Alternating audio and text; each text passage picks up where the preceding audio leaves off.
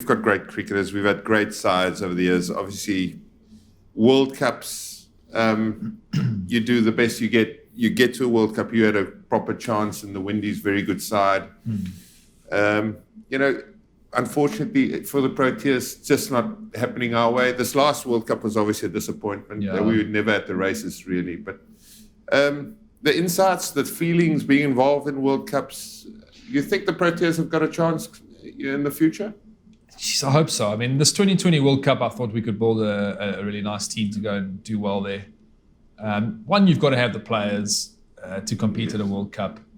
I think in the early years, we played in that era where Australian cricket was just so dominant. I mean, I think they won 3 in a row, 99, 03 and 07. They were just such a powerhouse team. They had all bases covered in any conditions, great spinners, batters, bowlers, and were so dominant. There was the one that hurts me was the T20 World Cup in 09 in England. We were the best team by far in that T20 World Cup, and we lost to Pakistan in a spinning wicket in the semi-final. It was just, we just got stuck chasing the total. So that's the one I believe hands down, we should have won. The other ones you can kind of debate in your head. You can say the World Cup in India, were we good enough? I don't know. Did you have all bases covered? But yeah, we're looking to hire a rugby coach for the next one. Well, get some of your guys. A successful career is not just defined by World Cups, and I think again, if we look at your stats, so your 100th Test match you played on your 32nd birthday. Correct? At the Oval in England. Yeah, that must have been so special. And also, I want to add to that. The only player to have captained the country for more than 100 Test matches. Yeah. So we are so grateful that you came on the show. You actually took the phone call and came to the show. I was a bit nervous coming here, to be honest with you. I mean, I much prefer having a beer.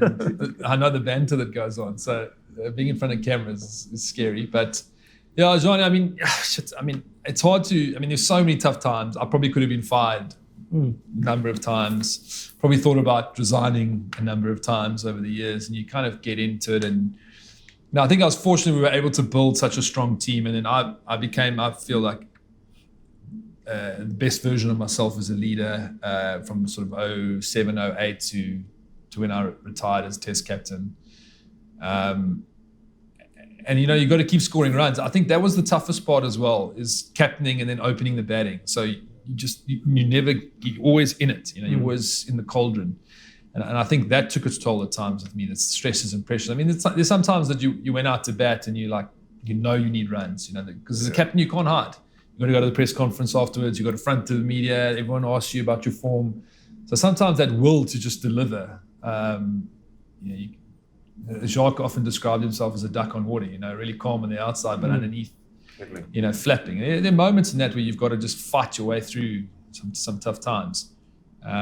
I remember after the 2011 World Cup, when we lost, it was took immense amount of abuse. Fighting back from that was tough. But I still only made it to 33. I wanted to ask, do you think you retired too early?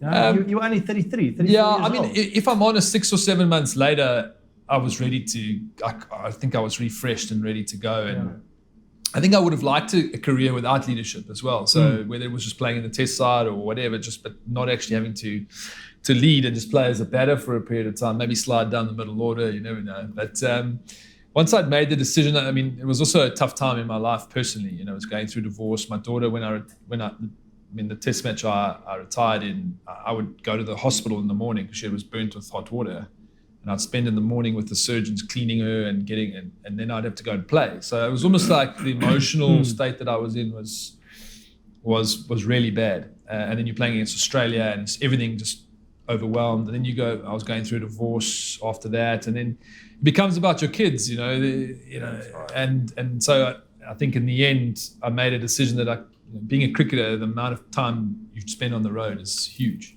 Guys are traveling 200 days a year minimum. So, you've got all these decisions to make. I don't regret it, if that's what you're asking. No, I don't think anyone. But I certainly think I could have played a bit more. Yeah. No one can ever fault you for choosing your family, and I think that those are sometimes the difficult decisions.